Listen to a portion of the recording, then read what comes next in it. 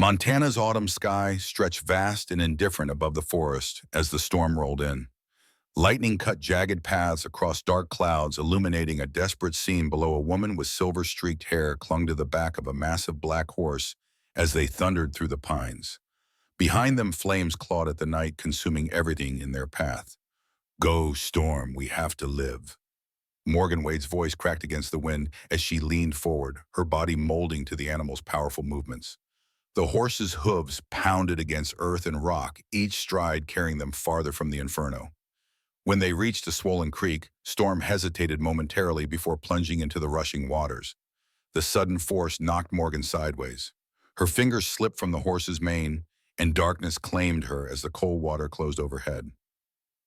6 months earlier, the bus wheezed to a stop at the edge of Elm Ridge, Montana, its brakes protesting against the early autumn chill. Morgan Wade stood in the aisle, gripping the worn military rucksack that contained everything she now owned. Her reflection in the grimy window revealed what she'd become: a woman with hard eyes, a long scar trailing down her left cheek, and a spray of premature silver through her otherwise dark hair. "End of the line, miss," the driver called, not unkindly. Morgan nodded, adjusting the weight of her bag to compensate for her left leg, which had never fully healed. The limp was subtle unless you knew to look for it. Elmridge stretched before her like a postcard from another era. Main Street cut through the center of town, lined with brick buildings, their facades weathered by time but still dignified. Beyond them rose the Montana wilderness, a tapestry of golden aspen evergreens and rolling grasslands, where distant figures of wild horses dotted the landscape like living brushstrokes. The wind carried whispers of hay leather and livestock from the Reeves auction house at the far end of town. Its weather-beaten sign had been repainted countless times, though the slogan remained the same: tradition, quality, legacy, since 1945. Morgan pulled her jacket tighter against the chill and began the walk into town, every step methodical, as if she were navigating a minefield. Her eyes cataloged everything: escape routes, hiding places, potential threats, habits, honed in dusty Afghan villages that refused to die back home. Mrs. Curtis's butcher shop offered a room for rent above the store, cheap, private, with no questions asked beyond the first month's payment in cash. The older woman eyed Morgan's scar with barely concealed curiosity, but said only, "Bathrooms shared. No loud music, no visitors after 9. The tiny attic room smelled of sawdust and the faint tang of blood from the shop below. Morgan placed her rucksack in the corner and sat on the edge of the bed, her hands finally allowed to tremble now that she was alone. Sleep, when it came, brought no peace. The memory began as it always did: 13-year-old Morgan, standing on the fence rail, laughing as her brother Tyler handed her an apple for the mare. The crisp Montana air, the smell of leather and hay. Then the crack of a rifle from the hunting party trespassing on their land. The mare rearing in terror. Tyler's shout as he lunged to push her clear, his body falling beneath steel-shod hooves. Blood spreading across the dirt. The silence afterward. Morgan jolted awake, her breath coming in short gasps. The second nightmare followed immediately, as it always did. Afghanistan, the village patrol, the hidden IED, the concussive force of the explosion. Sergeant Miller's body shielding her from the worst of the blast. The ringing silence before pain registered. The taste of blood and sand. Dawn found her sitting by the window, sketching horses in her weathered notebook. Each drawing captured the same haunted look in the animal's eyes, as fear, but also a wary resilience. Morgan recognized it as the same expression she saw in her own mirror. For 3 days, she observed the town from a distance, noting its rhythms, its inhabitants, its secrets. Elmridge functioned like a well-oiled machine, its gears turning around the central axis of the Reeves family name. Marcus Reeves, the patriarch, owned not just the auction house, but half the businesses on Main Street. His presence was felt even when he wasn't visible, in the respectful nods of shopkeepers, in the way conversations hushed when his name was mentioned. On the 4th day, Morgan ventured to the auction house. Weekend sales drew crowds, but on weekdays, the massive barn-like structure stood relatively quiet, with only a few workers tending to the animals in the holding pens. She stood at the perimeter fence watching the horses. Most were domestic stock, quarter horses, paints, and Appaloosas, groomed to gleaming perfection. But in the back row of pens, a different kind of horse caught her eye. These animals moved differently, more fluid, more alert. Wild horses recently captured their spirits, not yet broken by human hands. Morgan found herself drawn to them, her fingers itching to capture their essence in her sketchbook. "You've got a good eye." The voice startled her. A man in his mid-30s stood nearby, his weathered cowboy hat pulled low over dark eyes. A veterinarian's bag hung from one shoulder. "Hunter Reed." He introduced himself, not offering his hand, seeming to sense her aversion to touch. "Town vet. Haven't seen you around before." "Just passing through," Morgan replied, her voice rusty from disuse. Hunter's gaze lingered on her scar briefly before returning to the horses. "Those Mustangs came in last week. Bureau of Land Management roundup. Most will go to training programs." He paused. "Some won't adapt." The clinical way he stated this made Morgan study him more carefully. There was something in his stance, a coiled tension beneath the casual exterior. He wore a leather cord around his neck, a small turquoise stone pendant partially hidden beneath his shirt. Native American, perhaps. "What happens to the ones that don't adapt?" she asked. Hunter's expression darkened. "Better not to ask that question too loudly around here." Before she could respond, a commotion erupted from the far end of the auction yard. Shouts and the alarming sound of metal hitting metal echoed across the grounds. Morgan and Hunter turned simultaneously toward the noise. "Stay back," Hunter warned, but Morgan was already moving, drawn by instinct toward the chaos. A crowd had gathered around a reinforced pen where a magnificent black stallion reared and struck at the metal bars. The horse was massive, at least 16 hands high, with a coat so dark it seemed to absorb light. White foam flecked its neck and chest where sweat had lathered its powerful muscles. "Get those chains on him." A man in his 60s shouted from outside the pen. Marcus Reeves Morgan realized, recognizing him from photographs in the local newspaper. His silver hair and weathered face gave him a distinguished appearance, but there was something cold in his pale blue eyes as he watched the struggle. Inside the pen, a handler named Blake, his name embroidered on his shirt, approached the stallion with a heavy chain lead. The horse's eyes rolled, showing white rims of terror. Blake made a sudden lunge with the chain. What happened next occurred in a blur of motion. The stallion pivoted, powerful hindquarters bunching, and lashed out with both rear hooves. The strike caught Blake squarely in the chest. The sickening crack of ribs giving way silenced the crowd. Blake crumpled to the ground as the stallion reared again, front hooves pawing the air, before coming down on the man's already broken body. Someone screamed. Men rushed into the pen with cattle prods and more chains. The stallion, cornered and terrified, fought with the desperate strength of the truly afraid. Morgan stood frozen, the scene overlaying with memories of Tyler's death, of Afghan villages, and explosive violence. Her heart hammered against her ribs, but she couldn't look away. There was something in the stallion's terror that called to her a recognition of shared trauma. "That beast is the devil himself," a woman whispered nearby. "Second man, it's killed." Marcus Reeves stood rigid as Blake's body was carried out, his face a mask of controlled fury. "Secure that animal," he ordered. "Triple the restraints." Hunter appeared at Morgan's side, his face grim. "You should go," he murmured. "This won't end well." But Morgan remained watching as workers subdued the stallion with multiple chains and a leather muzzle strapped cruelly tight. When they had finished, Marcus himself hammered a sign onto the pen. "Danger, do not approach, scheduled for destruction." The crowd dispersed, but Morgan lingered, moving closer to the pen once everyone had gone. The stallion stood trembling, head hanging low beneath the weight of restraints, sides heaving with exertion. "You're not evil," Morgan whispered, the words falling from her lips unbidden. "You're terrified." The horse's head lifted slightly at the sound of her voice.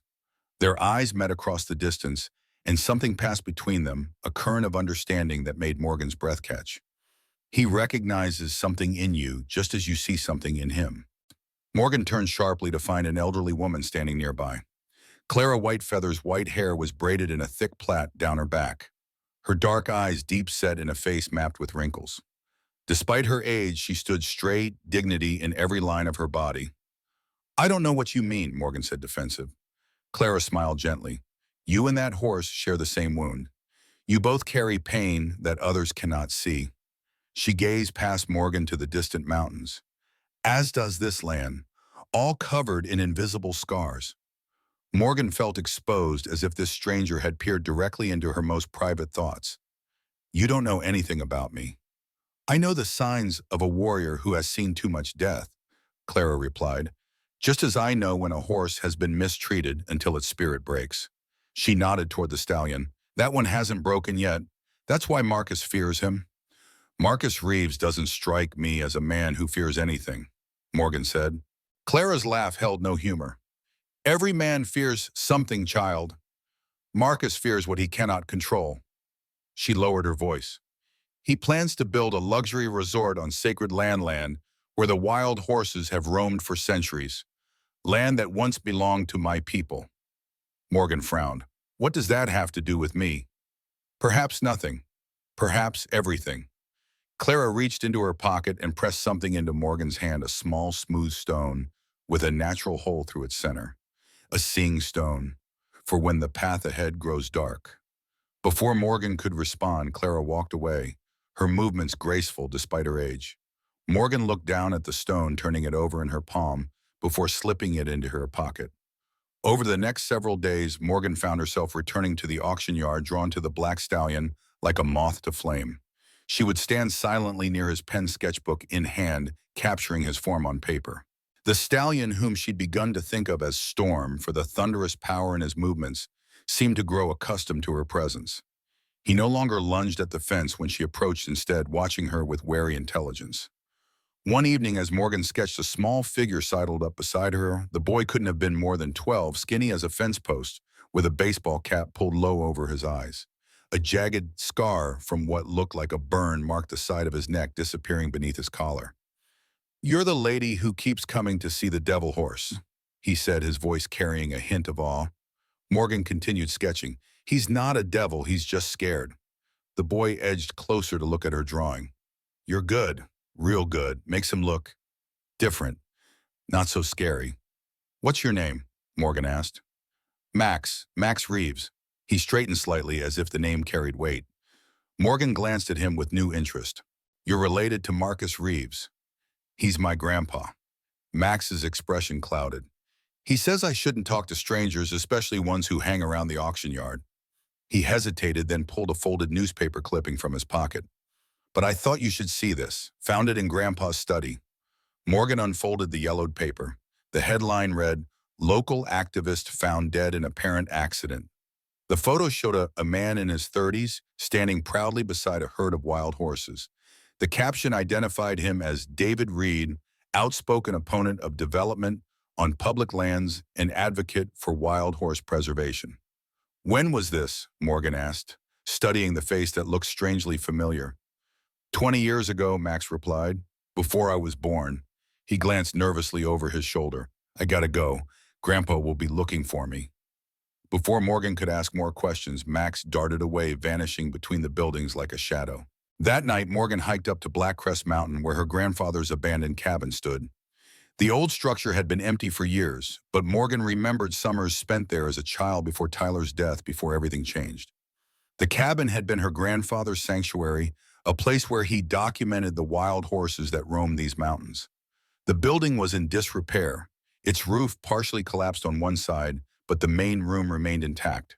Dust covered everything, but beneath it lay treasures, her grandfather's journals, photographs, maps. Among them, Morgan found a faded map with an area circled in red ink, Dawn Valley. A notation in her grandfather's handwriting read, Sacred Ground, Mustang Sanctuary, keep Reeves out. Morgan traced the location with her finger, realizing it encompassed the area where her cabin stood, extending into the wilderness beyond. According to the map, this was the ancestral birthing ground of the wild horse herds, a place they returned to each spring. The same land Claire had mentioned. When Saturday came, the auction yard transformed. Trucks and trailers filled the parking area as ranchers, trainers, and horse enthusiasts gathered for the monthly sale. Morgan slipped in with the crowd, keeping to the shadows, her cap pulled low. Marcus Reeves presided over the event like a king holding court, his voice booming through the loudspeaker as horses were brought into the ring one by one. Each animal was presented, bid upon, and sold with ruthless efficiency. And now, ladies and gentlemen, Marcus announced as the afternoon wore on, we have a special situation. He gestured toward the back, where Storm was being led and heavily restrained and surrounded by handlers with cattle prods. This animal has proven unmanageable and dangerous. Rather than risk further incidents, he will be humanely destroyed after this auction unless a qualified buyer comes forward. Murmurs rippled through the crowd. Some people moved back from the fence, eyeing the stallion with fear. "Do I have any opening bids?" Marcus asked, his tone suggesting he expected none. Storm's eyes darted around the ring, his powerful body trembling with tension. The chains around his neck clinked with each movement. Morgan felt something shift in Autumn.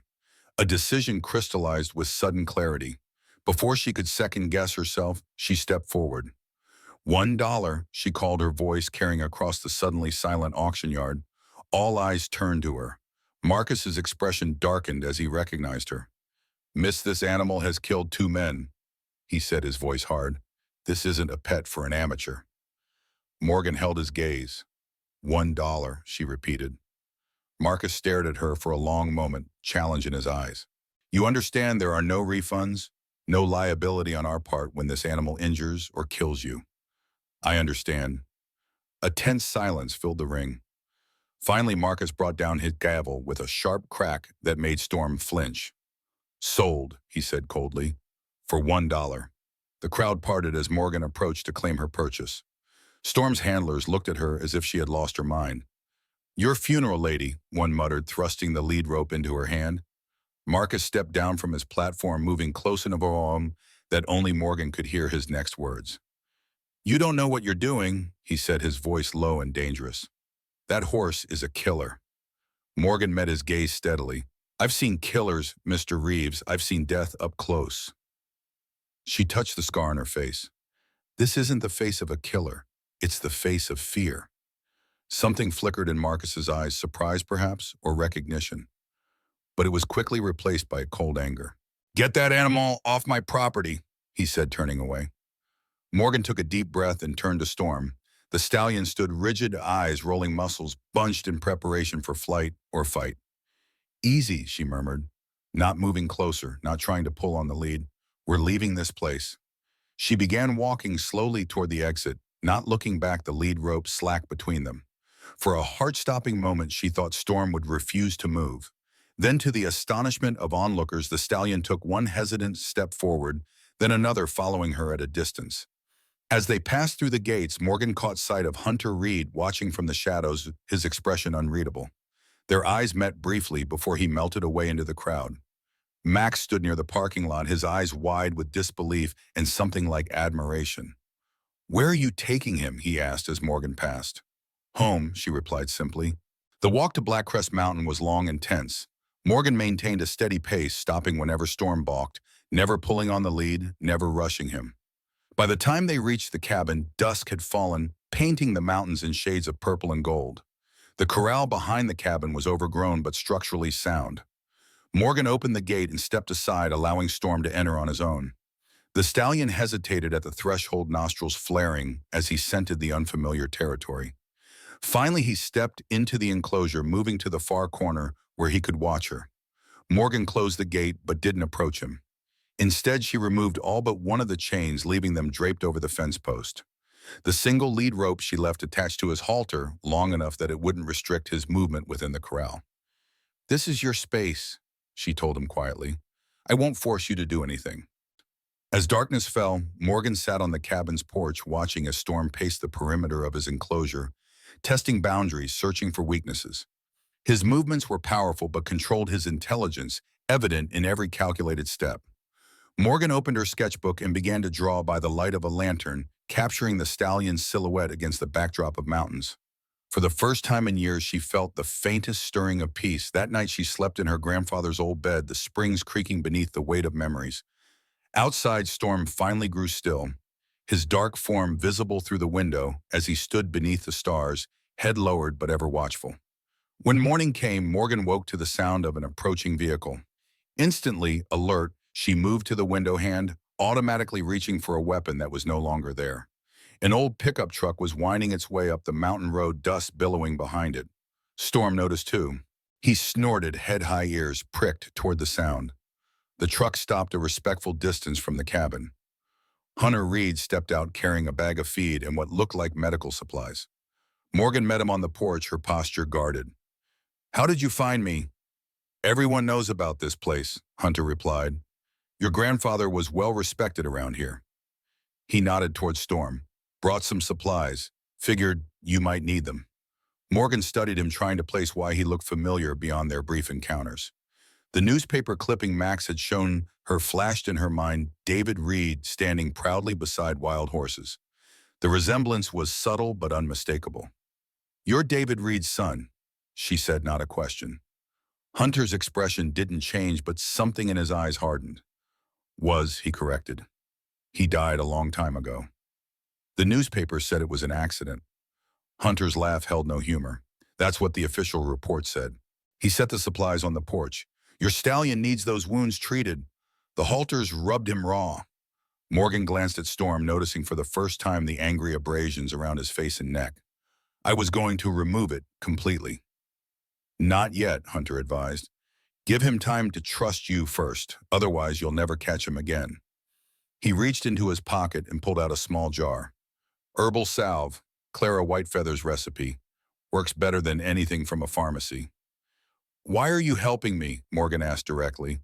Hunter's gaze drifted to Storm, something like pain crossing his features.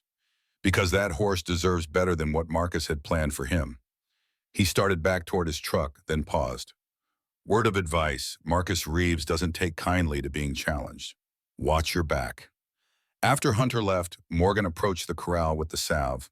Storm watched her warily, nostrils flaring at the unfamiliar scent.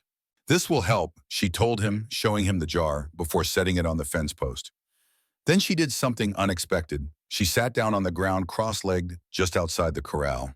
She didn't stare at Storm or make any move toward him. Instead, she opened her sketchbook and began to draw. Hours passed this way, Morgan sketching, occasionally speaking in a low, even voice, telling Storm about Afghanistan, about Tyler, about the nightmares that wouldn't stop. Not expecting the horse to understand the words, but letting him become accustomed to her voice, her presence. Storm gradually relaxed enough to drink from the water trough Hunter had filled. By late afternoon, he had moved closer to where Morgan sat, close enough that she could smell his unique scent, earth and wind, and something wild that defied domestication. "You and I," she told him softly, "we're not so different. We both know what it means to be hunted." That evening, the first storm of autumn rolled in from the mountains. Thunder boomed across the valley, and lightning split the sky into jagged pieces. Rain fell in sheets, turning the ground to mud within minutes. Storm panicked. He reared and struck at the corral rails, the whites of his eyes showing, as each thunderclap seemed to drive him further into terror. The sound of splintering wood told Morgan the fence wouldn't hold if his frenzy continued. Without thinking, she stepped into the rain and approached the corral, her heart pounding, as Storm's massive body thrashed dangerously close to where she stood. "Storm," she called, raising her voice to be heard over the thunder. "Storm, it's okay." The stallion didn't hear her, lost in his fear. Morgan closed her eyes briefly, summoning a memory from childhood, her grandmother singing an old lullaby during thunderstorms that frightened young Morgan. The melody came back to her, rusty and uncertain at first. She began to sing, her voice barely audible above the rain and thunder. But she continued, the song growing stronger as forgotten words returned. "Wild one, brave one, fear not the sky's tears." Gradually, miraculously, Storm's movement slowed. His ears flicked toward the sound of her voice. He continued to tremble, but the blind panic receded from his eyes. Morgan kept singing the old song, carrying her through the worst of the storm. When the thunder finally rolled away into the distance, she found herself sitting in the mud rain, streaming down her face while Storm stood nearby, his breathing still rapid but his posture less defensive. "That's it," she whispered. "Just breathe." In that moment, something shifted between them. Not trust, not yet, but the first fragile foundation upon which trust might someday be built. The next morning dawned clear and crisp. Morgan awoke to find Storm watching her through the cabin window, his dark eyes intent. She made her way outside, moving slowly to avoid startling him. The damage to the corral wasn't as bad as she'd feared, a few broken rails that could be repaired. Storm had calmed considerably since the night before, though he still maintained a cautious distance. Morgan set about fixing the fence, aware of Storm's gaze following her movements. When she finished, she approached the corral with the jar of salve. Your neck needs treatment, she told him, showing him the R once more. She opened it, letting him smell the contents from a safe distance. Then taking a deep breath, she entered the corral for the first time. Storm tensed, moving to the far corner, but he didn't charge or strike out. Morgan kept her movements slow and deliberate, speaking in a low, even voice as she approached. When she was within arm's reach, she stopped waiting. Long minutes passed in silent standoff. Then with aching slowness, Storm lowered his head a fraction, not submission, but acknowledgement. Morgan reached out with equal slowness, her fingers trembling slightly as they made contact with his neck. The touch was feather light, barely there, but it was the first voluntary contact between them. Morgan held her breath as she gently applied the salve to the raw spots where chains had rubbed against his skin. Storm flinched but allowed it, his eyes never leaving her face. "There," she murmured when she finished. "That wasn't so bad, was it?" She backed away, giving him space once more. Something warm and unfamiliar bloomed in her chest, not happiness exactly, but a quiet satisfaction that felt like the distant cousin of peace. The sound of an approaching vehicle broke the moment. Morgan tensed instinctively, moving between Storm and the potential threat. The battered pickup that crested the hill wasn't Hunter's, but an older model she didn't recognize. Clara Whitefeather stepped out, carrying a basket covered with a checkered cloth. She surveyed the scene with knowing eyes before approaching. "I see you've made progress," she said, nodding toward Storm. "Small steps," Morgan replied, accepting the basket. The aroma of fresh bread and something savory wafted up, making her stomach growl. "The best journeys are made that way," Clara agreed. "I brought food, and stories if you wish to hear them." Over a simple meal of venison stew and bannock bread, Clara spoke of the history of the land, how Dawn Valley had been a sacred place for her people, where young women went for vision quests, where the wild horse herds came each spring to bear their foals. "The horses have always been messengers between worlds," she explained. "They carry dreams on their backs and prayers in their hoofbeats." She glanced at Storm, who was watching them from the corral. "Some, like your Storm, carry more. They carry the memory of what was taken." "What do you mean?" Morgan asked. Clara's eyes grew distant. "Long ago, this valley belonged to all the people, the horses, the land itself in balance. Then men like Marcus Reeves came with paper laws and boundary lines." Her voice hardened. "They took what was not theirs to take.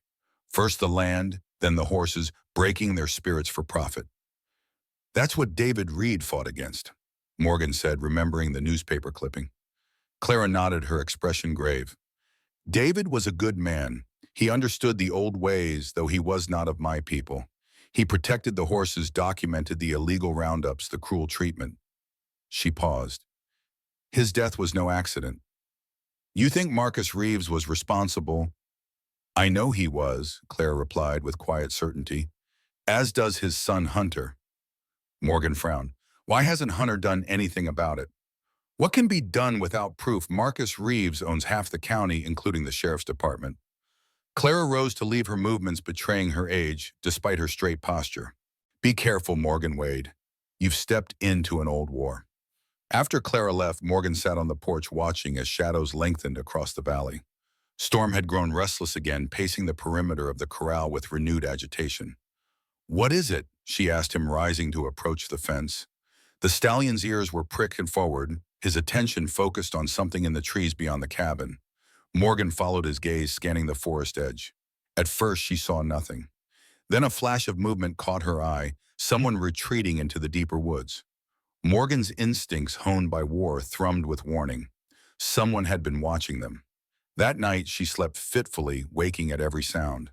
Storm, too, seemed unsettled, his movements audible in the darkness as he circled his enclosure. Dawn was just breaking when Morgan heard the distinctive sound of small footsteps on the porch. She moved silently to the door, grabbing a heavy flashlight as an improvised weapon before easing it open. Max Reeves stood there, hand raised to knock his eyes wide with surprise at her sudden appearance. A purple bruise bloomed along his jawline. "What happened to you?" Morgan asked, lowering the flashlight. Max's gaze dropped to his shoes. "Nothing. Fell off my bike." The lie was transparent. "I came to see the horse." Morgan studied him, noting the tension in his small shoulders, the way he couldn't quite meet her eyes. "Your grandfather did that, didn't he?" Max's silence was answer enough. "Does he know you're here?" A quick shake of the head. He's at a business meeting in Helena. Won't be back till tonight. Max finally looked up, a plea in his eyes. Can I see him the horse? Morgan hesitated, then stepped aside. Come in. Have you had breakfast? Over a simple meal of oatmeal, Max gradually relaxed enough to talk. He had been fascinated by horses all his life, he explained, but his grandfather only saw them as commodities. The bruise had come when Marcus caught him sneaking into the stables to leave sugar cubes for the Mustangs. He says they're just animals, Max said, his voice small. That I'm too soft, that I need to toughen up if I'm going to run the business someday. There's nothing soft about compassion, Morgan told him. It takes more strength to be kind than to be cruel. After breakfast, they went out to the corral. Storm watched their approach warily, his attention focused on Max. He's so big, Max breathed admiration in his voice. He is, Morgan agreed, and he's been treated badly by people, so he doesn't trust easily. Like you. The question was innocent, but it cut straight to Morgan's core. Yes, she admitted after a moment. Like me. She showed Max how to approach Storm slowly with respect, allowing the horse to set the pace. Max proved to be a natural, his movements careful and his voice gentle. To Morgan's surprise, Storm seemed less threatened by the boy than by adults, perhaps sensing Max's genuine lack of guile. Can I draw him? Max asked. I'm not as good as you, but I like to try. Morgan gave him a sheet from her sketchbook, and they sat together capturing Storm's likeness, while the stallion gradually relaxed enough to graze nearby. My dad liked horses too, Max said after a while, his pencil moving in careful strokes. Before he died in Iraq. Grandpa says he was weak, but Mom says he was the bravest man she ever knew. Morgan glanced at the boy, understanding dawning. Your grandfather doesn't like weakness. Max shook his head. He says feelings make you weak. That business is business. He looked up at Morgan. Is that true? Does caring make you weak? No, Morgan said firmly. Caring is what makes us human. Without it, we're just empty. They spent the morning together, and by the time Max had to leave to avoid discovery, something had shifted in Morgan's perception. The boy had awakened a protective instinct she thought had died in Afghanistan. Can I come back? Max asked as she walked him to the road. Any time, Morgan told him, but be careful. I don't want you getting hurt because of me. After Max left, Morgan returned to find Storm watching her with what seemed like new awareness. She approached the corral, stopping at the gate. What do you think? She asked him.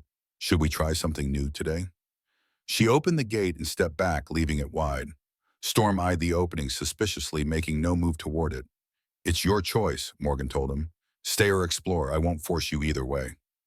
She turned and walked to the cabin, her back to the corral, her heart pounding with the risk she was taking. If Storm bolted, she might never find him again. If he stayed by choice, though, she busied herself with minor repairs to the cabin's porch, all the while acutely aware of movement behind her. When she finally turned, Storm stood in the open gateway, neither in nor out, testing this new freedom. Their eyes met across the yard. Morgan held her breath. Slowly, deliberately, Storm stepped through the gate into the wider yard. He didn't run, didn't bolt for freedom. Instead, he began to graze on the lush grass surrounding the cabin, his movements relaxed but alert. Morgan smiled, her first genuine smile and longer than she could remember. Good choice, she said softly. As the afternoon waned, dark clouds began to gather over the mountains once more. Morgan eyed them with concern, remembering Storm's panic during the previous storm. This time, however, she was prepared.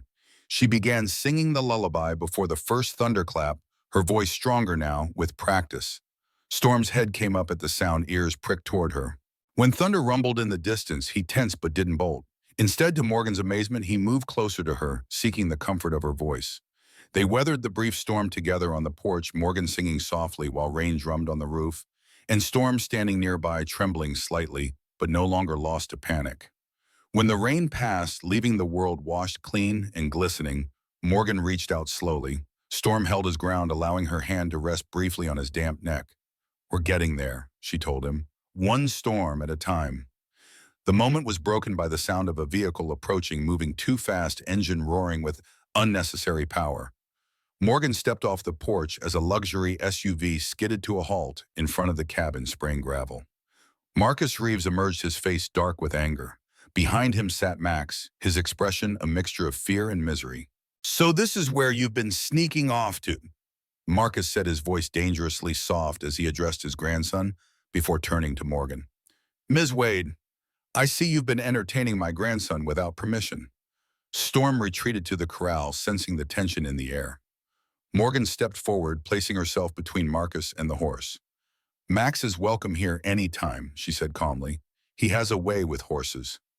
"Max is a child who needs him to learn respect for his elders and their rules," Marcus replied. His gaze swept over the cabin and grounds, calculating. "You know this property has been vacant for years. There are tax issues, safety concerns. It's not a suitable place for a minor." The threat was thinly veiled. Morgan held his gaze. "My grandfather's affairs were in order when he died," she said. "The taxes are paid through the end of the year." "Records get lost," Marcus said with a cold smile, "especially in old county buildings with outdated filing systems." He looked past her to Storm. "That animal killed one of my best handlers. It's a public menace." "He was defending himself," Morgan countered. "From what I've seen, your handling methods leave much to be desired." Marcus's smile vanished. "You don't know what you're talking about." "I know more than you think," Morgan replied, thinking of David Reed of the map of Dawn Valley of Clara's stories. Something shifted in Marcus's expression, a flicker of calculation replacing anger. "You're new here, Ms. Wade. You don't understand how things work in Elmridge." He straightened his expensive jacket. "I'd be willing to take that dangerous animal off your hands for a fair price. Say $5,000, much more than it's worth." "He's not for sale." "10,000 then. My final offer." Morgan stood her ground.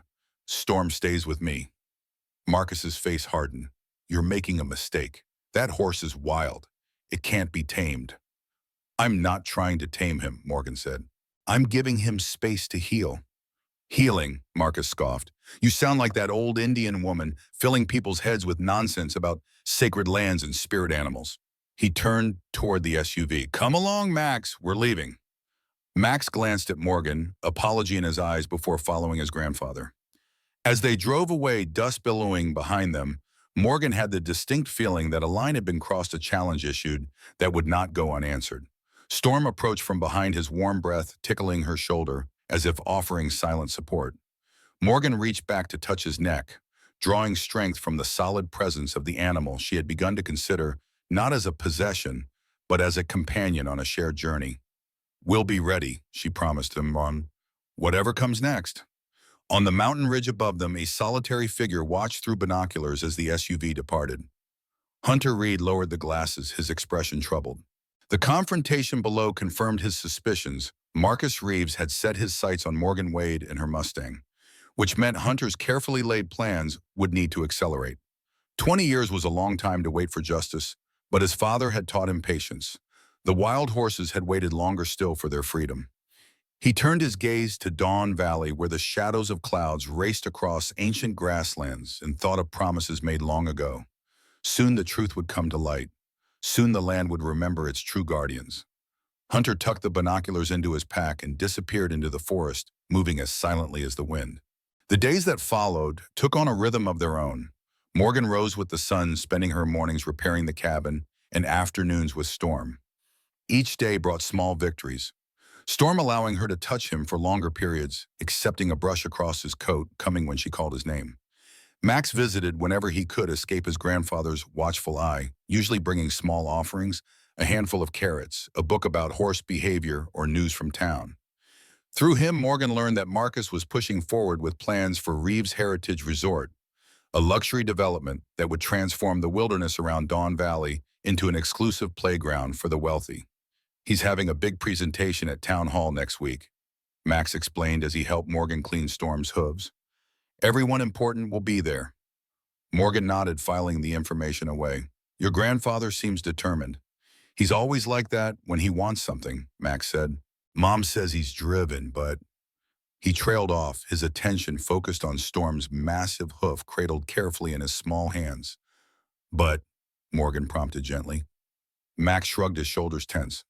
"Sometimes it feels like he wants to own everything, even people." Morgan studied the boy, noting the shadows under his eyes and the way he carried himself like someone expecting a blow. The bruise on his jaw had faded, but its invisible imprint remained in his cautious movements. "Max," she said carefully, "does your grandfather hurt you often?"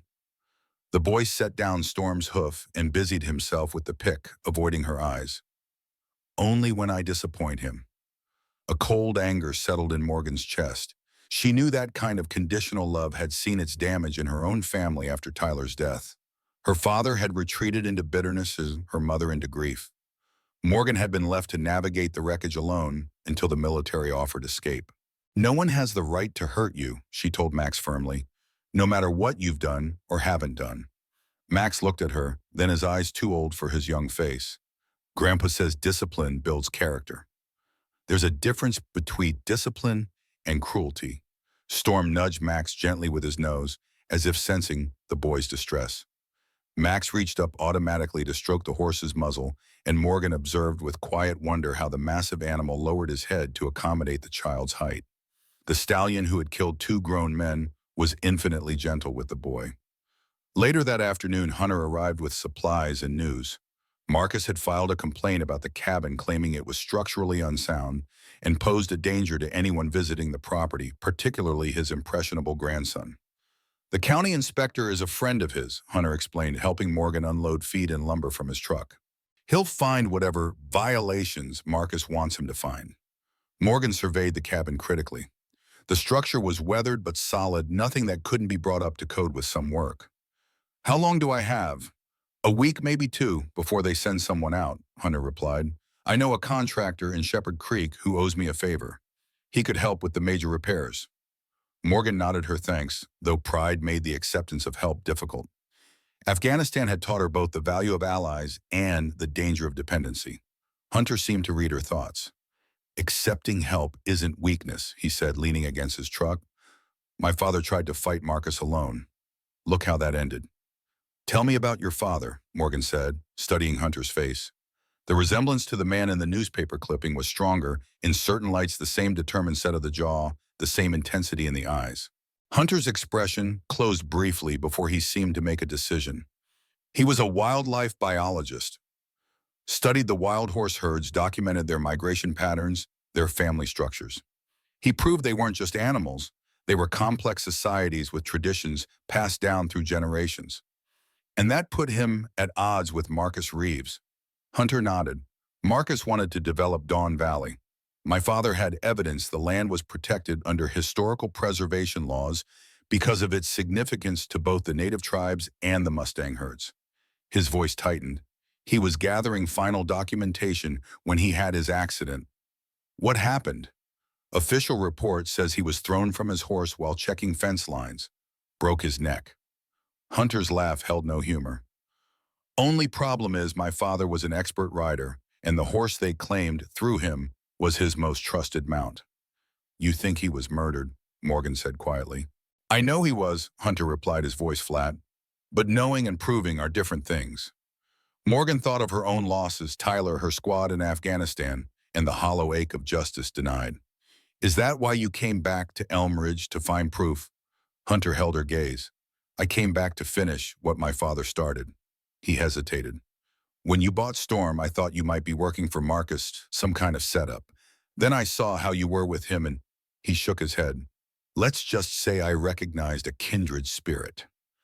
Before Morgan could respond, Storm's warning whinny cut through the air. Both turned to see the stallion standing, alert ears pricked toward the forest's edge.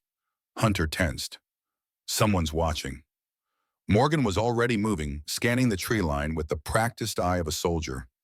A flash of movement caught her attention, someone retreating through the underbrush. She sprinted toward the trees, ignoring the pain in her leg, but by the time she reached the spot, the observer was gone. All that remained was a cigarette butt still smoldering. "One of Marcus's men," Hunter said, examining the brand. "He keeps tabs on anyone he considers a threat." "I'm one woman with a cabin and a horse," Morgan said. "Hardly a threat to his empire." Hunter's expression was grim. "You're on land he wants with a horse that embarrassed him at auction, befriending his grandson, and talking to me, the son of a man who stood against him. In Marcus's mind, that makes you an enemy." That night, as darkness blanketed the mountains, Morgan sat on the porch with her grandfather's journal spread before her. The yellowed pages documented decades of observations about the wild horses, their behaviors, their bloodlines, their deep connection to the land. Her grandfather had mentioned Don Valley, repeatedly describing it as the heart from which all life in these mountains flows. He had mapped the underground springs that fed the valley, the unique grasses that grew nowhere else, the protected bowl shape that created a microclimate ideal for foaling. Most importantly, he had documented the historical and cultural significance of the area, citing treaties and land agreements that should have protected it from development. These were the same documents David Reed had been compiling before his death. Morgan traced her finger over her grandfather's final entry, dated just weeks before his own passing. Marcus continues to push, but the law is clear. Don Valley is protected under Section 14 of the 1923 agreement. The documentation is secured with J. Hope he honors our arrangement if anything happens to me. J. Who was J? And what documentation had her grandfather secured? A soft nickering drew Morgan's attention. Storm stood at the porch steps, his dark eyes reflecting the lantern light. Since Morgan had begun leaving the corral gate open, he divided his time between the enclosure and the yard, never straying far from the cabin. "What do you think, boy?" she asked him. "Who's Jay?" Storm snorted, tossing his head, and as if the answer should be obvious. A sudden thought occurred to Morgan. Judge Jenkins. Her grandfather had often mentioned the elderly county judge who had been a friend of the family. If he had entrusted important documents to anyone, it would have been Jenkins. But Judge Jenkins had died years ago, shortly after her grandfather.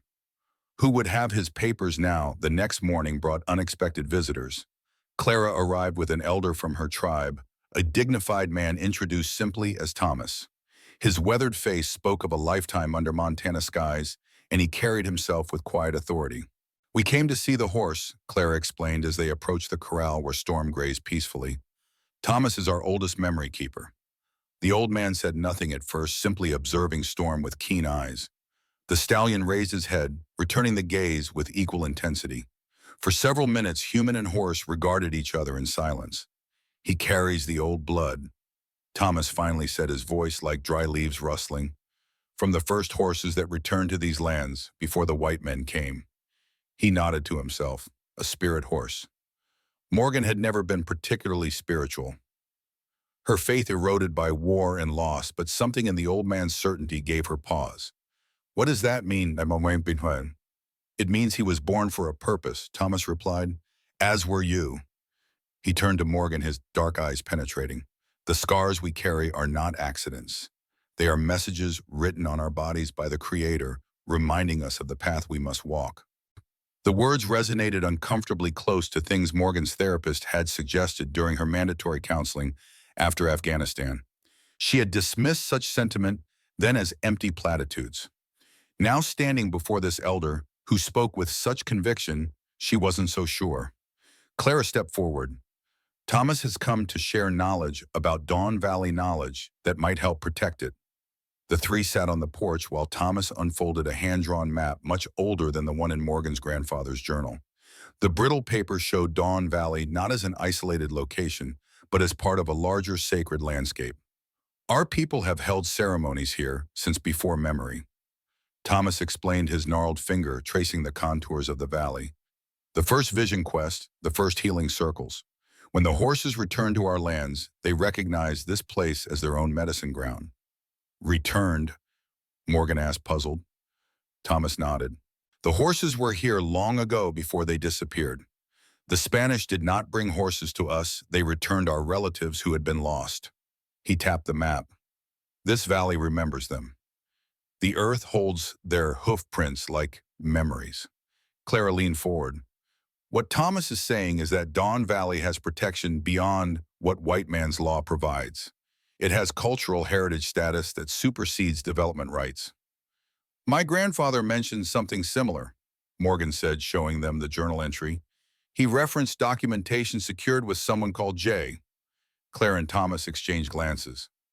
"Judge Jenkins," Clara confirmed. "He was a friend to both your grandfather and the tribe. He understood the importance of protecting the old ways." "But he's been gone for years," Morgan pointed out. Where would his papers be now? His daughter, Clara said. Catherine Jenkins Brown. She's the county clerk in Shepherd Creek. A plan began to form in Morgan's mind. If we could find those documents before Marcus's resort presentation. Thomas raised a weathered hand. Be careful, Morgan Wade. Marcus Reeves has spent a lifetime burying truths that stand in his way. His hands may appear clean, but they are stained with the blood of those who opposed him. After Clara and Thomas left, Morgan found herself restless with new purpose. She spent the afternoon with Storm, not training him in any traditional sense, but simply building trust through presence. She sat near him, reading aloud from her grandfather's journals, allowing the horse to approach and retreat as he wished. By evening, Storm had grown comfortable enough to graze within arm's reach while Morgan sketched. When she finally set aside her book, the stallion surprised her by lowering his massive head to nudge her shoulder, his first voluntary initiation of contact. Well, hello to you too, she said softly, reaching up to touch his velvety muzzle. Storm allowed the touch, his breath warm against her palm. Morgan felt something shift inside her, a knot of tension she'd carried since Afghanistan, loosening slightly. In this horse's growing trust, she found an unexpected path to her own healing. The moment was interrupted by the sound of a vehicle approaching, not the deliberate pace of Hunter's truck or the cautious arrival of Max, but the aggressive roar of an engine pushed too hard. Storm retreated as Morgan rose, instantly alert.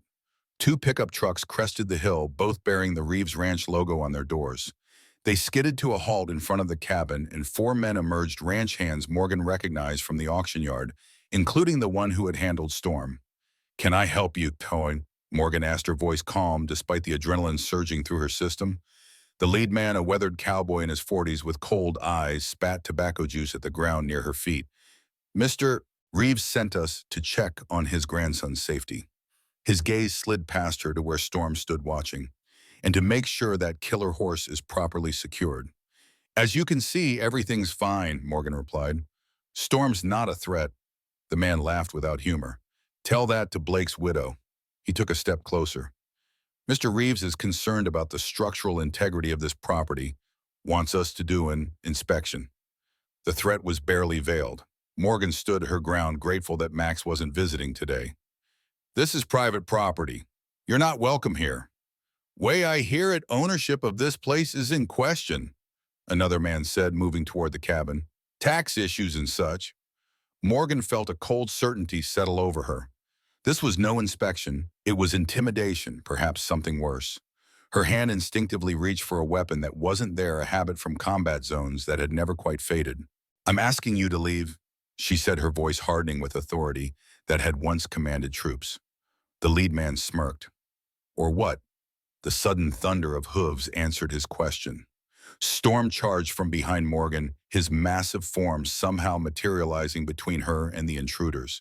He reared forelegs, pawing the air, his scream of challenge echoing across the valley. The men scrambled backward, faces pale beneath their tans. Storm advanced, not attacking, but making his presence unmistakable. Jesus Christ, one of them gasped. That thing is the devil. Call him off, the leader demanded, his earlier bravado evaporated. Morgan stepped forward, placing a gentle hand on Storm's flank. He's not attacking you. He's protecting his home. She fixed them with a steady gaze. Something I'm also prepared to do. The standoff held for several tense heartbeats before the lead man backed toward his truck. This isn't over, he warned. Mr. Reeves gets what he wants one way or another. After they departed, dust billowing behind their hasty retreat, Morgan turned to Storm in amazement. The stallion stood tall, still watching the road where the trucks had disappeared, his posture that of a sentinel. Thank you, she told him softly. Storm turned to look at her, and in his dark eyes, Morgan saw something she recognized, the fierce protectiveness of a fellow warrior. That evening, Hunter arrived with news that confirmed Morgan's suspicions. Marcus was accelerating his plans, moving the town hall presentation forward and pressuring county officials to fast-track approval for the resort. He's worried about something, Hunter said as they sat on the porch. This kind of rush isn't his usual style. Maybe he's heard we're looking for the documents, Morgan suggested. Hunter shook his head. There's something else. A competing buyer, maybe. He hesitated. There's something I haven't told you. Morgan tensed, years of betrayal and loss making her instantly wary. When I came back to Elmridge, it wasn't just to find proof about my father. Hunter continued. I've been working with a conservation group. We've been trying to establish Dawn Valley as a protected Mustang sanctuary. Why didn't you tell me this before? Hunter met her gaze directly. Because I wasn't sure I could trust you. For all I knew, you could have been working with Marcus. Morgan considered this, then nodded. Trust was a luxury neither of them had been able to afford for a long time. The conservation group has investors, Hunter explained. People willing to buy key parcels of land around Dawn Valley to prevent development. Your cabin sits on one of those parcels. So I'm in the way of your plans, Morgan said, her voice carefully neutral. No, Hunter replied quickly. You're potentially an ally, someone with legal claim to land that could help establish the sanctuary. He leaned forward. Morgan, what you're doing with Storm, giving him space to heal, to choose trust, that's exactly what this sanctuary would provide for other Mustangs. Morgan thought of Storm's transformation over the past weeks, how the dangerous killer had become a protective companion. How many other horses might benefit from similar patience? I need to think about this, she said finally. After Hunter left, Morgan had sat with Storm under a sky blazing with stars. The stallion rested beside her, his large body radiating warmth against the mountain chill. What do you think? She asked him, stroking his sleek neck. A sanctuary for others like you. Storm snorted softly as if considering the proposition. Morgan smiled, realizing how natural it had become to speak to him as a friend rather than a possession. Somewhere along the way, their relationship had transformed from rescuer and rescued to something more balanced, two wounded souls finding strength in each other's company. The next morning, Morgan drove to Shepherd Creek to seek out Catherine Jenkins Brown. The county clerk's office was a modest building of red brick and narrow windows, staffed by a young receptionist who eyed Morgan's scarred face with poorly concealed curiosity. Mrs. Jenkins Brown is in a meeting, she said, glancing at an appointment book. If you'd like to leave your name. Morgan Wade, a warm voice interrupted. A woman in her 60s emerged from a back office, her silver hair styled in a neat bob, her eyes bright with intelligence. I'd know Robert Wade's granddaughter anywhere. You have his eyes. Catherine Jenkins Brown dismissed the receptionist's surprise with a wave and ushered Morgan into her office. Photos crowded the walls, family portraits, community events, and several showing a younger Catherine with Morgan's grandfather and an elderly man in judge's robes. Your father and my dad were thick as thieves, Catherine said, settling behind her desk, always plotting to save some piece of wilderness or another. She studied Morgan with keen interest. What brings you to my office after all these years? Morgan explained her situation, the cabin storm Marcus's development plans, and the reference in her grandfather's journal to documents left with Jay. Catherine listened without interruption, her expression growing increasingly troubled. When Morgan finished, she rose and crossed to a filing cabinet, unlocking it with a key she wore around her neck. Your grandfather entrusted these to my father for safekeeping, she said, withdrawing a sealed envelope. Dad passed them to me before he died with strict instructions about who could access them. She handed the envelope to Morgan. I've been waiting for someone to come asking about these. Thought it might be Hunter Reed, to be honest. Morgan carefully opened the envelope. Inside were land deeds, treaties, and historical designations, all documenting the protected status of Dawn Valley under multiple jurisdictions. Most crucially, there was a signed agreement from 1978 in which Marcus Reeves Sr., the current Marcus's father, had acknowledged these protections in exchange for development rights in other areas. This is legally binding, Morgan said, examining the signatures. Catherine nodded. Marcus has spent years trying to find these documents to destroy them, I suspect. My father kept them hidden because he knew what Marcus was capable of. She lowered her voice. He was convinced Marcus was behind David Reed's death, though he could never prove it. Morgan carefully returned the papers to the envelope. Why are you giving these to me now? Because Robert would have wanted you to have them, Catherine replied simply, and because someone needs to stand up to Marcus Reeves before he destroys everything that makes this place special. As Morgan drove back to the cabin, the envelope secure inside her jacket, her mind raced with possibilities. The documents provided legal leverage, but Marcus had decades of influence in the county. Going public required careful timing. She was so absorbed in planning that she almost missed the plume of smoke rising from the direction of her cabin. When she spotted it, her blood ran cold. She pressed the accelerator to the floor, the old truck protesting as she pushed it to its limits. By the time Morgan reached the turnoff to her property, flames were visible through the trees, not the cabin itself, but the nearby forest. A brush fire had been set in a semicircle around her access road, cutting off the most direct route to the cabin.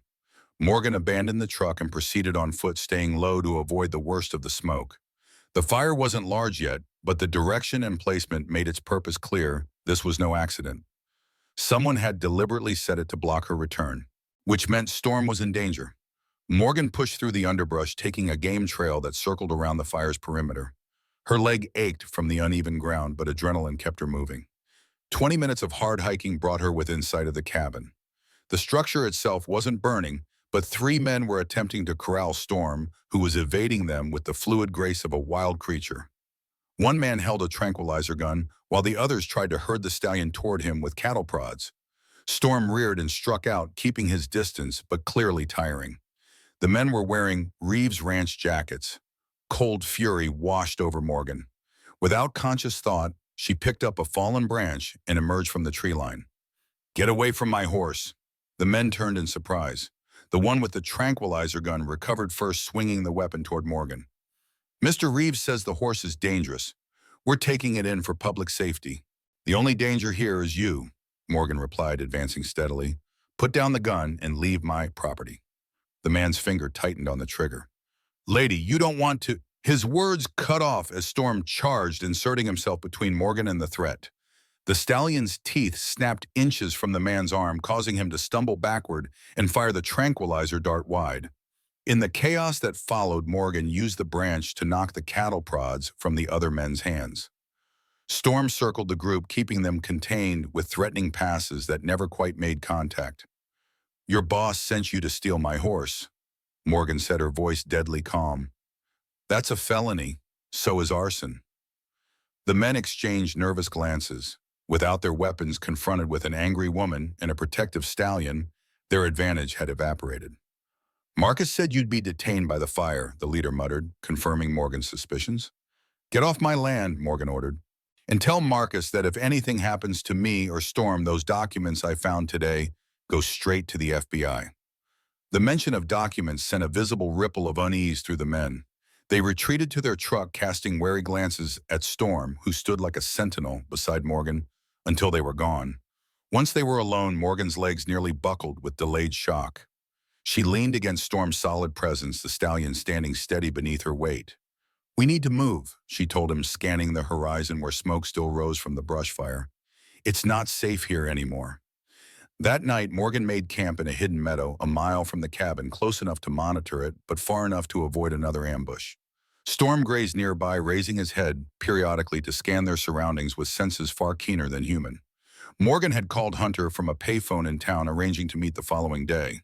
The documents were hidden in a waterproof container beneath a lightning-struck pine. They both knew insurance against whatever might come next. As darkness settled over the mountains, Morgan built a small fire and sat beside it, Storm eventually lying down nearby. The stallion's presence comforted her in a way she hadn't experienced since before Afghanistan. Not the comfort of safety, she was under no illusions about the danger they faced, but the solace of not facing it alone. "We've come a long way, haven't we?" she murmured, reaching out to stroke Storm's sleek neck. The stallion nickered softly in response, his dark eyes reflecting the firelight. Morgan thought of the journey they'd shared, from auction yard adversaries to partners. Storm had transformed from a killer horse into a protector. She had changed too, though the evolution was harder to define. The constant hypervigilance of post-combat stress remained, but it had been channeled into something purposeful. The isolation she had wrapped around herself like armor had cracked, allowing connections with Storm, with Max, with Hunter, even with Clara and her community. For the first time since Afghanistan, Morgan felt the stirring of something like hope, fragile but persistent.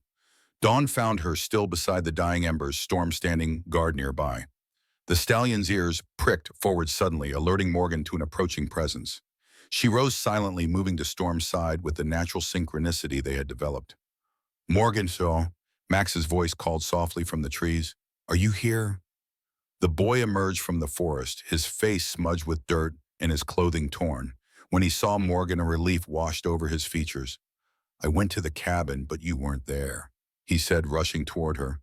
I saw the fire and thought, his voice broke. Morgan knelt to his level, checking him for injuries. Max, what happened? How did you find us? I followed your tracks, he said, gesturing to the subtle trail she had left. Grandpa taught me how. His eyes welled with tears. Morgan, I heard him. He sent those men to take Storm and burn down your cabin if you wouldn't leave. Morgan's heart sank. Did he see you listening? Max nodded miserably. He was so angry, said I was a traitor to the family. His hand unconsciously touched his cheek where a fresh bruise was forming. I ran away. I had to warn you. Storm approached, nudging Max gently with his nose. The boy threw his arms around the horse's neck, burying his face in the dark mane. Morgan watched them, a decision crystallizing in her mind. Max, I need to get you somewhere safe. I want to stay with you and Storm, the boy protested. And you will, Morgan promised. But first we need to make sure your grandfather can't hurt either of us anymore. She led Max to her makeshift camp and gave him food and water while explaining a simplified version of her plan. The town hall meeting was that evening Marcus's big presentation for the resort development. With the documents Morgan had recovered, they could challenge his claim to the land publicly, where he couldn't silence them. Hunter will meet us at noon, Morgan explained. He'll take you somewhere safe while I gather what we need from the cabin. Max looked uncertain. What if Grandpa finds us first? Morgan squeezed his shoulder gently. He won't. Storm will warn us if anyone approaches. As if understanding his role, Storm raised his head, ears swiveling to monitor their surroundings. The hours passed tensely as they waited for Hunter. Morgan kept Max distracted by teaching him more about Storm's body language, how the position of his ears, the swish of his tail, and the tension in his muscles all communicated his state of mind. It's like a secret language, Max marveled, as Storm demonstrated various postures at Morgan's request. Not secret, Morgan corrected, just forgotten by most people. Horses have been telling us how they feel for thousands of years. We just stopped listening. Hunter arrived precisely at noon, his expression grim when he saw Max's condition. Marcus has the sheriff looking for him, he informed them quietly, claiming you kidnapped his grandson. Morgan had expected nothing less. We need to move quickly then. Can you take Max to Clara's? Hunter nodded. The reservation is outside the sheriff's jurisdiction. He'll be safe there until we can sort this out. Max clung to Morgan, suddenly afraid. You'll come too, right? You and Storm. Morgan knelt to meet his eyes. As soon as I can. But first I need to get those documents and confront your grandfather. It's the only way to keep all of us safe in the long run. The boy's lower lip trembled, but he nodded bravely. Promise you'll be careful. I promise, Morgan said, helping him into Hunter's truck. Storm and I will see you soon. As Hunter's truck disappeared down the forest track, Morgan turned to Storm. Ready for a little reconnaissance, partner?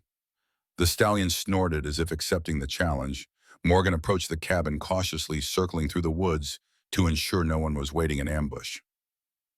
The structure appeared untouched, though the brush fire had come uncomfortably close to the eastern side. She slipped inside, gathering only essentials, her grandfather's journals, a change of clothes, and the few personal items she couldn't bear to lose. As she was preparing to leave, the sound of an approaching vehicle froze her in place. Storm's warning whinny confirmed the danger. Morgan peered through the window to see Marcus Reeves himself stepping out of a luxury SUV, accompanied by the sheriff and two deputies. Morgan's mind raced as footsteps approached the cabin. There was no back exit, and the windows were too small for a quick escape. Storm whinnied again from his hiding place in the trees, the sound carrying a clear warning. Ms. Wade, Sheriff Daniels called his voice, attempting professional neutrality despite the tension underlying it. This is the sheriff's department. We need to speak with you regarding Max Reeves. Morgan took a deep breath, tucking the most crucial documents inside her jacket. She had faced Taliban insurgents. She could handle a small town sheriff under Marcus Reeves' thumb. Coming out, she called, opening the door with deliberate calm. The sheriff stood on her porch, a heavy-set man with 20 years of desk work softening his once athletic frame. Behind him, Marcus Reeves' eyes burned with barely contained fury, while two young deputies flanked them, hands resting unnecessarily on their holstered weapons. Where's my grandson? Marcus demanded before the sheriff could speak. Morgan met his gaze steadily. Somewhere safe. You see, Marcus turned to the sheriff. She admits to taking him. Sheriff Daniels raised a placating hand. Ms. Wade Max's mother reported him missing this morning. We have reason to believe he may have come here. His presence on your property would constitute an unauthorized visit to a minor without parental consent. Is that how Marcus is spinning it? Morgan asked, her voice level. Did he mention the bruises? Or how his men tried to steal my horse yesterday after setting a fire to block my return? The sheriff's expression flickered with uncertainty. There was a small brush fire reported, but a fire deliberately set as a diversion, Morgan interrupted. I have witnesses who can testify that Marcus sent men to tranquilize and take Storm while I was detained in town. Preposterous, Marcus snapped.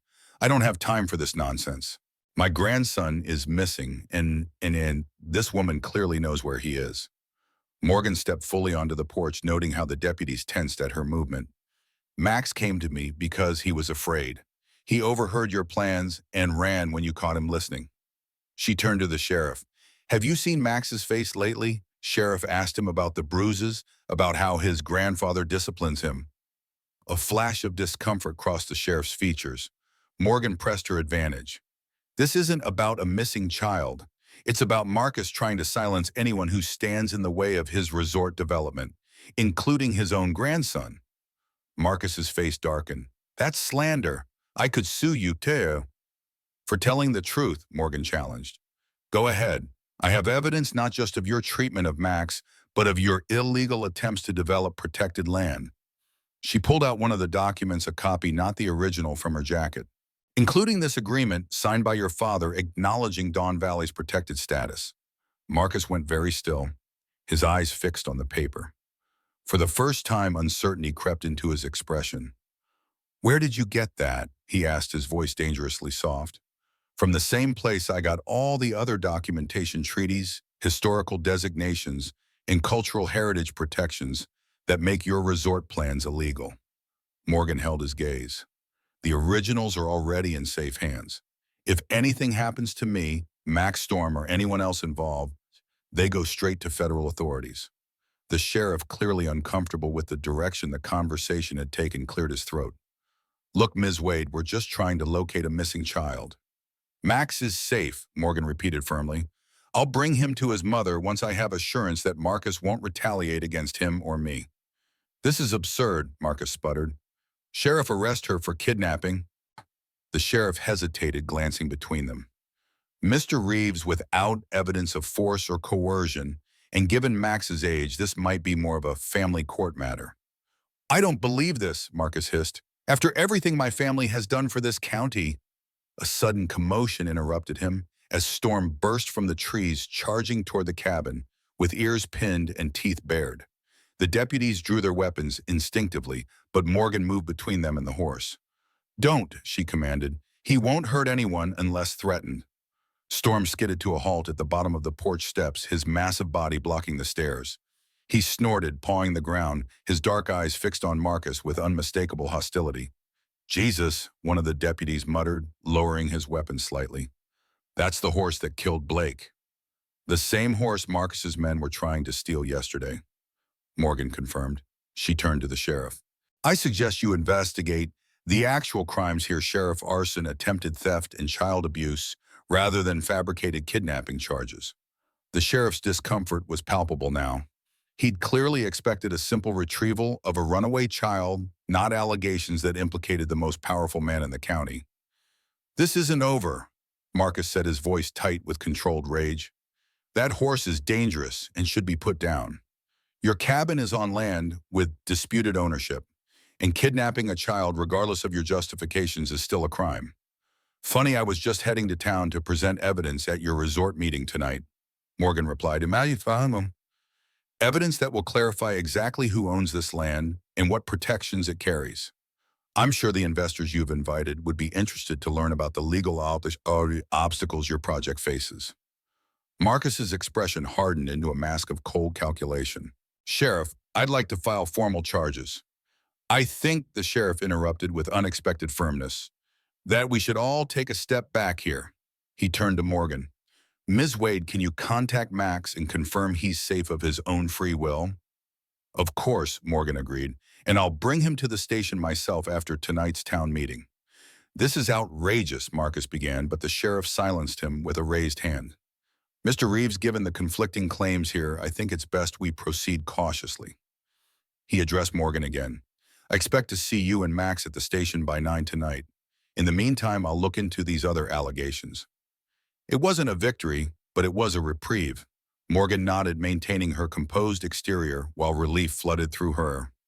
The sheriff might be under Marcus's influence, but he wasn't willing to make a wrongful arrest with so many questions hanging in the air. As the men returned to their vehicles, Marcus lingered behind, stepping close enough that only Morgan could hear his next words. My father was weak, he said, his voice barely above a whisper. He let sentimentality about some horses and Indian legends interfere with progress. I won't make the same mistake. His eyes flicked to Storm, then back to Morgan. That animal killed a man. Sooner or later it will kill again. Maybe next time it will be your precious Max who gets in the way. The threat hung in the air between them. Morgan kept her expression neutral, though her pulse quickened with anger. You've spent your life bullying people into submission, she replied quietly. But I've faced worse men than you in worse places than this. You don't frighten me, Marcus. Something in her tone, the absolute certainty of someone who had seen true horror, seemed to register with him. For a brief moment, uncertainty flickered across his features before his arrogance reasserted itself. We'll see, he said, turning to join the others. Morgan waited until the vehicles had disappeared down the mountain road before releasing a shaky breath. Storm approached, butting his head gently against her shoulder, as if sensing her tension. That was close, she told him, stroking his sleek neck. But we've bought some time. She needed to move quickly now. The confrontation had only delayed Marcus, not deterred him. By tonight, he would have regrouped and developed a new strategy. Morgan gathered her remaining supplies and the documents, then mounted Storm bareback, using only a simple rope halter to guide him. They took the back trails through the forest, avoiding the main roads where Marcus might have posted lookouts. Storm moved with fluid confidence through the wilderness, navigating steep slopes and dense underbrush as if born to them, which Morgan realized he had been. This was the environment his ancestors had thrived in for generations before being captured and so broken to human will. They reached Clara's home on the reservation by mid-afternoon. The modest house sat on a small rise surrounded by gardens of medicinal herbs and traditional foods. Max burst through the door when he heard them approach, his face lighting up at the sight of Morgan and Storm. You made it, he cried, running to meet them. Morgan dismounted, accepting the boy's fierce hug despite her usual aversion to physical contact. I told you we would. Hunter emerged from the house, followed by Clara and several tribal elders, including Thomas. Their expressions were grave as Morgan recounted her confrontation with Marcus and the sheriff. Marcus won't give up easily, Hunter warned. He has too much invested in this resort project. Which is why we need to present our evidence publicly, Morgan replied. Tonight at his own meeting in front of the investors and the entire town. Clara nodded in approval. A wise strategy. Marcus values his reputation above all else. Public exposure is his greatest fear. They spent the next few hours preparing. The tribal council agreed to send representatives to the meeting, adding their legal and moral authority to the challenge. Hunter contacted the conservation group, whose lawyer would attend to address the environmental protections. Morgan organized the documents, creating a clear narrative of Dawn Valley's protected status that even the most development-minded investor would have to acknowledge. As evening approached, Max grew increasingly anxious. What if Grandpa gets really angry? He asked Morgan as they sat together on Clara's porch. He's scary when he's angry. Morgan placed a gentle hand on his shoulder. Your grandfather is used to getting his way through intimidation, but tonight he'll be facing something he can't bully or buy the truth. Will I have to go back to him? Max's voice was small, his eyes downcast. That's up to your mom, Morgan replied honestly, but whatever happens, you won't face it alone. She hesitated, then added, sometimes the bravest thing we can do is tell the truth even when we're afraid. Max considered this, then nodded with a determination that seemed beyond his years. Like Storm, he said. He was afraid, but he still protected you. Exactly like Storm, Morgan agreed, watching as the stallion grazed peacefully nearby. The transformation from terrified, dangerous animal to confident protector mirrored her own journey from isolated survivor to engaged defender. When it was time to leave for the meeting, Storm presented an unexpected challenge. The stallion grew agitated when Morgan prepared to depart in Hunter's truck, pacing and whinnying in clear distress. He doesn't want to be left behind, Hunter observed. Morgan approached Storm, stroking his muzzle thoughtfully. You want to come too, don't you? The horse nudged her insistently. It's too risky, Hunter argued. Taking a so-called killer horse into town could play right into Marcus's hands. But Clara stepped forward, her weathered face serene. The spirit horse has chosen his path, she said simply. Who are we to deny him? After brief discussion, they developed a compromise. Morgan would ride Storm to the edge of town, where Hunter would meet them with suitable clothing for her to change into before the meeting. Storm would remain with trusted tribal members outside town until needed. As the sun began its descent behind the mountains, painting the sky in brilliant orange and purple, Morgan mounted Storm once more. Max rode with Hunter, while Clara and the tribal representatives followed in separate vehicles. Ready? Morgan asked Storm as they set out. The stallion's powerful stride answered for him, carrying them down the mountain toward a confrontation that would determine not just their fate, but the future of Dawn Valley itself. Elmridge was ablaze with lights as they approached. The town hall meeting had drawn a larger crowd than usual, with luxury cars parked alongside dusty pickups, local residents mingling with potential investors.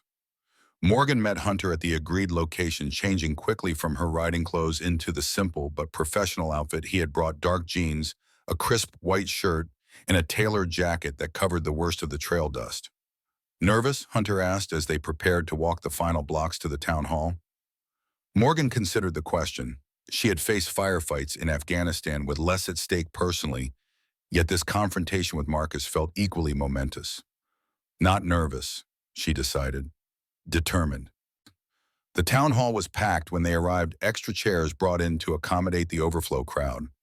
Marcus stood at the podium, resplendent in an expensive suit, his silver hair perfectly styled, as he gesticulated toward a large display of the proposed resort. Economic growth unprecedented in Elmridge's history, he was saying as Morgan, Hunter, and Max slipped in at the back. Jobs, tourism, international recognition. Reeves Heritage Resort will put our town on the map. Glossy brochures circulated through the crowd showing architectural renderings of a sprawling complex with luxury cabins, a golf course, and spa facilities. The designs were tasteful, incorporating natural materials that blended with the landscape, at least superficially. What the beautiful images didn't show was the environmental impact: the streams diverted, the wildlife displaced, the ancient meadows paved over for parking lots. They didn't show the sacred sites destroyed or the wild horse herds pushed from their traditional grounds. Morgan scanned the room, noting the tribal representatives seated together on one side, Clara among them. On the other side, men and women in business attire listened attentively, the investors, she presumed. The town's residents filled the middle section, their expressions ranging from excitement to skepticism. And now, Marcus continued smoothly, I'd like to introduce our lead architect, who will walk you through the sustainable design features that make this project not just profitable, but environmentally responsible. Morgan caught Hunter's eye and nodded. It was time. Hunter raised his hand, standing tall at the back of the room. Mr. Reeves, before we proceed, I believe there are some legal questions regarding the land designation that should be addressed. Marcus's smile tightened almost imperceptibly. Dr. Reed, he acknowledged with forced cordiality. While we welcome all questions, perhaps they could wait until after the presentation. I'm afraid these concerns are fundamental to whether the presentation should proceed at all, Hunter persisted. He gestured to the tribal representatives. The Blackfoot Nation has historical claims to portions of the proposed development site, claims that are legally protected under federal law. A murmur rippled through the audience. Marcus's expression darkened briefly before he forced another smile. We've thoroughly researched all land claims, he assured the crowd. Our legal team has confirmed that the Reeves Ranch has clear title to all areas included in the development. Now Morgan stood, the documents ready in her hand. That's not entirely accurate, Mr. Reeves. All eyes turned to her. Marcus's face froze in recognition, his knuckles whitening as he gripped the podium. Ladies and gentlemen, Morgan continued, her voice carrying clearly through the suddenly hushed room. My name is Morgan Wade. My grandfather was Robert Wade, who documented the wild horse herds of Dawn Valley for over 40 years. She moved forward, passing copies of the key documents to the town clerk, who began distributing them to the council members and investors. These papers include a legally binding agreement signed by Marcus Reeves Sr. in 1978, acknowledging the protected status of Don Valley under multiple jurisdictions, tribal, historical, and environmental. Morgan met Marcus's gaze across the room, an agreement that his son has chosen to ignore. One of the investors, a sharp-eyed woman in her 50s, examined the documents with a frown. "Mr. Reeves, were you aware of these restrictions?" Marcus's composure slipped momentarily before he rallied. "These are outdated papers that have been superseded by more recent land use designations." Storm. "Wade is attempting to derail progress with technicalities." "Sacred land is not a technicality," Thomas spoke up, his aged voice carrying unexpected authority. "Don Valley has been a birth sanctuary for both our people and the wild horses since before written history. Its springs feed the watershed that supports this entire region." The town clerk, who had been examining the documents closely, looked up. "These appear to be authentic, Mayor Henderson. The county seal and signatures are consistent with records from that period." Marcus's face flushed with anger. "This is absurd. One outdated agreement doesn't invalidate decades of subsequent land use planning." "Actually," Hunter interjected, "it does when that agreement specifically designates the land as protected in perpetuity." He nodded to a man in a conservative suit who stood from among the conservation group representatives. "Our legal counsel can explain further." As the lawyer began outlining the multiple protections that applied to Don Valley, Morgan watched Marcus carefully. His eyes darted between the investors, whose interest had clearly cooled in the face of potential legal complications, and Max, who sat quietly beside Morgan, his young face resolute despite his obvious fear. When the lawyer finished, an uncomfortable silence filled the hall. Mayor Henderson, a heavy-set man who had thus far remained neutral, cleared his throat. "Given these revelations, perhaps we should postpone further discussion of the resort until these legal questions are resolved." It was a diplomatic retreat, but the damage to Marcus's project was already done. Investors were whispering among themselves, examining the documents with concerned expressions. The tribal representatives sat with quiet dignity, their presence a reminder of claims that predated all written agreements. Marcus, however, wasn't finished. His face had transformed from diplomatic charm to cold fury. "This is nothing but obstruction," he snapped, abandoning pretense. "Wade, you and Reed have orchestrated this ambush to protect a worthless cabin and a killer horse that should have been destroyed weeks ago." Morgan stood her ground. "This isn't about my cabin or Storm," she replied evenly. "It's about protecting land that belongs to all of us and to generations yet to come." "Spare me the environmental sermon," Marcus snarled. "This town needs jobs, revenues, growth, not more empty wilderness preserved for sentimental fools." An older rancher in the audience spoke up unexpectedly. "Now hold on, Marcus. My family's grazed cattle alongside those wild horses for generations. There's nothing empty about that valley. And my grandchildren fish the streams that would be diverted for your golf course," added a woman Morgan recognized from the local diner. Marcus looked stunned as more townspeople began voicing similar concerns. The careful narrative he had constructed of universal support for his development was unraveling before his eyes. In a desperate bid to regain control, he pointed accusingly at Morgan. "This woman kidnapped my grandson. She's a mentally unstable veteran with PTSD who's fixated on a dangerous animal. Are you really going to let someone like that derail the economic future of Elmridge?" The cruel words hung in the air. Morgan felt them like physical blows, every insecurity she'd carried since Afghanistan exposed for public ridicule. But before she could respond, Max stood up. "That's not true," the boy said, his voice small but determined. "Morgan saved me, and Storm. Grandpa hits me when he's angry. He sent men to take Storm and hurt Morgan." A shocked murmur ran through the crowd. Marcus's face drained of color. "Max, you don't understand adult matters," he began. But Max continued, tears streaming down his face now. "I saw the papers in his office. I heard him tell those men to set the fire." The boy pulled up his sleeve, revealing bruises in the shape of fingerprints. "He did this when I said I liked the wild horses." The room fell silent. Even Marcus's most loyal supporters looked uncomfortable at the sight of the boy's injuries. Morgan placed a protective hand on Max's shoulder, addressing the room with quiet dignity. "I didn't kidnap Max. He came to me for help after overhearing his grandfather's plans. I kept him safe as I promised to keep Storm safe, and as I now promise to help protect Dawn Valley. She looked directly at Marcus, seeing not the powerful businessman, but a man whose control was slipping away. Your resort won't be built on Dawn Valley, Mr. Reeves. Those days of taking whatever you want, regardless of the cost to others, are over. The mayor cleared his throat again, clearly struggling to regain control of the meeting. I think given these serious allegations, we should adjourn for the evening. The council will need time to review these documents and consult with legal experts. Marcus slammed his fist on the podium. This isn't over, he warned, his voice low with menace. Not by a long shot. He stormed out, leaving his presentation materials scattered behind him. The meeting dissolved into chaos as people formed small, animated discussion groups. Hunter squeezed Morgan's arm. We need to get Max somewhere safe, he murmured. Marcus is unpredictable when cornered. They slipped out a side door, Clara and the tribal representatives providing cover as they made their way to where Storm waited with the designated guardians. The stallion nickered softly at their approach, his ears pricked forward in recognition. Now what? Max asked, his momentary courage giving way to uncertainty. Now we wait for your mom, Morgan replied. They had contacted Sarah Reeves earlier, explaining the situation.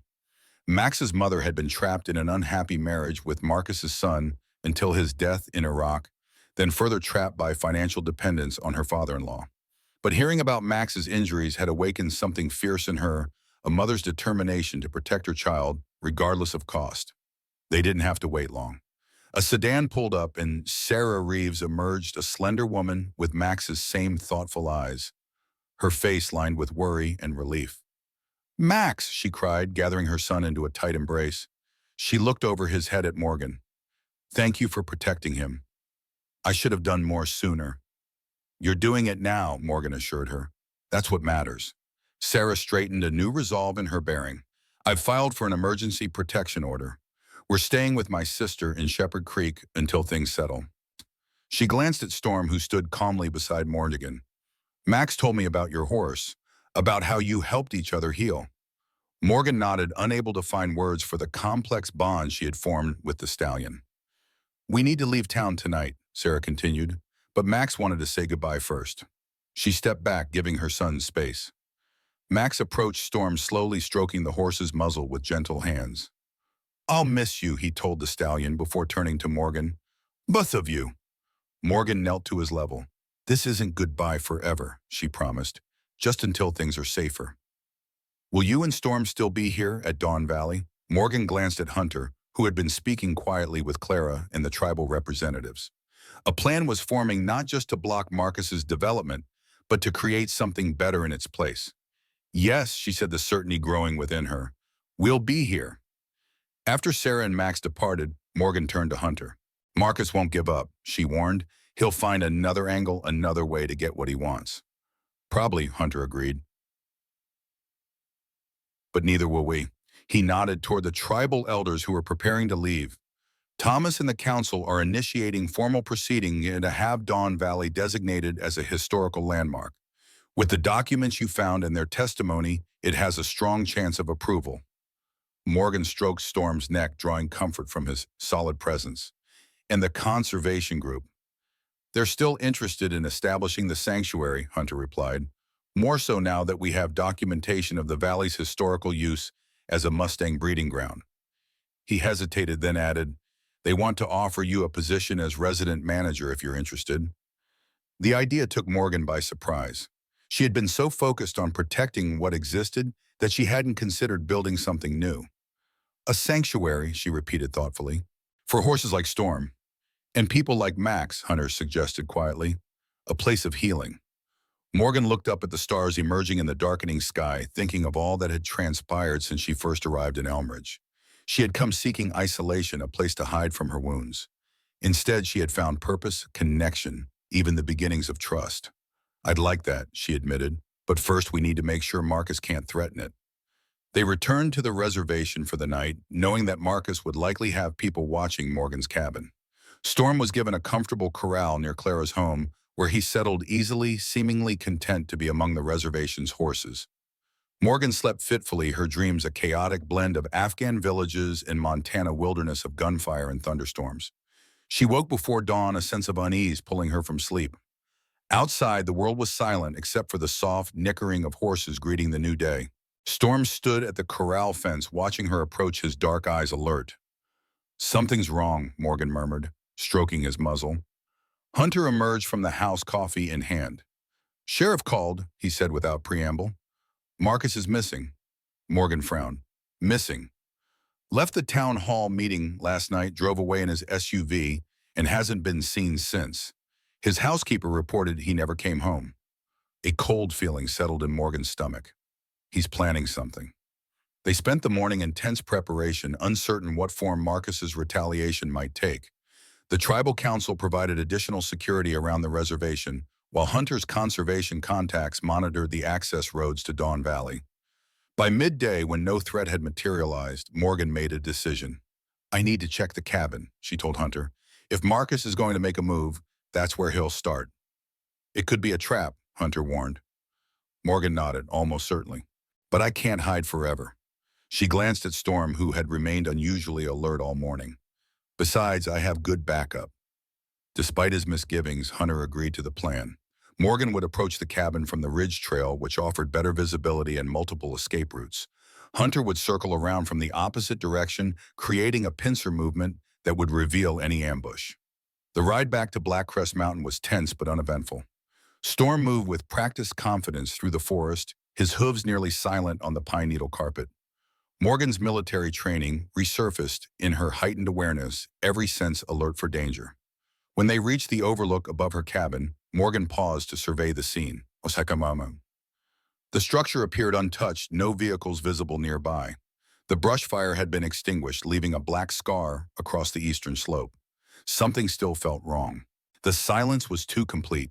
No birds sang, no small animals rustled in the underbrush. Storm sensed it too. His ears flicked forward, nostrils flaring as he tested the air. A low rumble vibrated in his chest, not quite a whinny, but a warning nonetheless. Morgan dismounted, moving forward on foot to get a better view. Through her grandfather's old binoculars, she scanned the cabin's surroundings methodically. Nothing seemed out of there. A flash of movement behind the woodshed. Morgan adjusted the focus, her breath catching as Marcus Reeves came into view. He was alone, moving with unusual clumsiness, a gasoline can in one hand. "No," Morgan whispered, understanding his intent immediately. If he couldn't have Dawn Valley, he would destroy the evidence of its protected status. The cabin, the documents Morgan might have left behind, perhaps even Morgan herself. She reached for her phone to alert Hunter, but found no signal. The ridge blocked reception, a fact Marcus had likely counted on. Storm pawed the ground impatiently, sensing her distress. Morgan made a split-second decision. They would circle around, approach from the creek bed, where Marcus wouldn't expect them. As they made their careful descent, Morgan heard the unmistakable sound of glass breaking, Marcus smashing the cabin's windows to accelerate the fire he planned. Storm's ears pricked forward, his powerful body tense with readiness. They reached the creek bed, and Morgan dismounted, motioning for Storm to stay back. She crept forward alone, using the cover of boulders and fallen logs to approach undetected. When she reached the edge of the clearing, Marcus was splashing gasoline across the cabin's porch, muttering to himself with uncharacteristic agitation. His normally immaculate appearance had deteriorated, clothes, rumpled hair, disheveled eyes, wild with a dangerous combination of rage and desperation. "Everything I've built," he was saying, his voice slurred slightly. 40 years of work. No one takes that from me. No one." Morgan assessed her options. She could confront him directly, but in his current state, Marcus was unpredictable. She could wait for Hunter, but by then the cabin might be engulfed in flames. Before she could decide, Storm made the choice for her. The stallion appeared at the clearing's edge, his black coat gleaming in the midday sun, his presence commanding attention. Marcus froze, gasoline can suspended mid-pour. "You," he breathed, recognition and hatred mingling in his voice. Morgan stepped from cover, placing herself between Marcus and Storm. "It's over, Marcus," she said calmly. "Put down the can." Marcus's laugh held no humor. "Over, nothing's over until I say it is." He reached into his jacket, withdrawing a revolver that glinted dully in the sunlight. "This animal should have been destroyed weeks ago, a problem I'm about to correct." He aimed the weapon at Storm, Morgan moved instinctively, placing herself directly in the line of fire. "You'll have to shoot me first," she said, her voice steady despite the hammering of her heart. Something shifted in Marcus's expression, surprise perhaps at her willingness to die for a horse, or recognition of the absolute determination in her stance. "You don't understand what's at stake," he said, the gun wavering slightly in his hand. "This valley, this land, it's my legacy, my birthright." "It was never yours to own," Morgan replied. "Your father understood that. That's why he signed the agreement protecting it." "My father was weak," Marcus's voice rose, cracking with emotion. "He let sentiment cloud his judgment. Let people like your grandfather and Reed convince him that wilderness had value beyond development potential." Morgan took a careful step forward, maintaining eye contact. "The land has value beyond what we can take from it," she said. "Your father recognized that. Deep down, I think you do too." Marcus's hand trembled. For a moment, Morgan glimpsed something beneath his arrogance, a profound insecurity, a desperate need to prove his worth through ownership and control. "Put down the gun, Marcus," she urged quietly. "This isn't who you have to be." The moment balanced on a knife's edge. Then from the forest behind them came Hunter's voice. "Marcus Sheriff's on his way up the mountain. Don't make this worse than it already is." Marcus's focus shifted fractionally, just enough for Storm to make his move. The stallion lunged forward with explosive power, not attacking Marcus, but positioning himself squarely between the gun and Morgan. Startled, Marcus fired. The shot went wide, splintering a porch post. The noise sent Storm rearing, his massive forelegs pawing the air in a display that caused Marcus to stumble backward, losing his balance and dropping both gun and gasoline can. The can tipped, fuel spilling across the ground and splashing Marcus's clothing. He scrambled away, cursing, as Morgan quickly kicked the gun beyond his reach. Hunter emerged from the trees, moving swiftly to secure the weapon while Morgan calmed Storm. The stallion was trembling, but unhurt, responding to her quiet reassurances. "It's over," Morgan repeated to Marcus, who sat on the ground, his expensive clothing soaked with gasoline, his empire crumbling around him. For the first time, he looked truly defeated. "What happens now?" he asked, his voice hollow. "That depends," Morgan replied, "on whether you're ready to accept that some things can't be bought or bullied into submission." In the days that followed, Elmridge experienced a seismic shift in its power structure. Marcus Reeves was charged with attempted arson, illegal possession of a firearm, his permit had expired years earlier, and child endangerment based on Max's testimony and physical evidence. Released on bail pending trial, he retreated to his ranch, his public reputation in tatters, as the full story emerged, not just of his treatment of Max, but of decades of intimidation, environmental violations, and suspected connections to David Reed's death. The resort project collapsed as investors withdrew, unwilling to be associated with the scandal or the legal complications surrounding Dawn Valley's protected status. A month after the confrontation at the cabin, Morgan stood on her newly repaired porch, watching as members of the Tribal Council Conservation Group representatives and local supporters gathered in the clearing. The occasion was momentous, the official designation of Dawn Valley as a protected sanctuary for wild horses and a cultural heritage site. Hunter joined her, a quiet pride in his expression. "My father would have loved this," he said, gazing out at the assembled community. "He helped make it possible," Morgan replied. "So did my grandfather. And Clara and Thomas, all the people who kept the truth alive until the right moment." Storm grazed nearby, his coat gleaming with health, his movements confident and relaxed. In the corral beyond, two newly rescued Mustangs watched the proceedings with cautious interest, the first residents of what would become the Dawn Valley Sanctuary. Max and his mother had returned to Elmridge the previous week, moving into a small house far from Marcus's influence. The boy had immediately resumed his visits to Morgan and Storm, his natural affinity with horses blossoming as he helped gentle the new rescues. As the ceremony began with Thomas offering a traditional blessing and Clara explaining the valley's significance to assembled reporters, Morgan felt a presence beside him. Sarah Reeves approached, her expression tentative but determined. "Max told me what you're doing here," she said, gesturing to the nascent sanctuary, "creating a place where broken things can heal." Morgan nodded, uncomfortable with direct praise but unable to deny the truth of the description. "I wanted to thank you," Sarah continued, "not just for protecting Max, but for showing him there are different ways to be strong. She hesitated. And to tell you that I've applied for the administrative position Hunter mentioned, for the sanctuary. Surprise and pleasure mingled in Morgan's response. You'd be perfect for it. Sarah smiled, a weight visibly lifting from her shoulders. It feels right, using the Reeves name to protect something for a change instead of exploiting it. As Sarah moved away to join Max, who was proudly showing Storm to a group of interested visitors, Hunter leaned closer to Morgan. You know, he said thoughtfully, when you bought Storm for $1, I thought you were either crazy or working for Marcus. I never imagined you'd end up transforming the whole valley. Morgan watched as Storm approached a young girl in a wheelchair, lowering his head gently for her to touch his muzzle. The massive stallion, once labeled a killer, now moved with careful consideration around the most vulnerable visitors. I didn't transform anything, Morgan replied. I just made space for healing to happen on its own terms.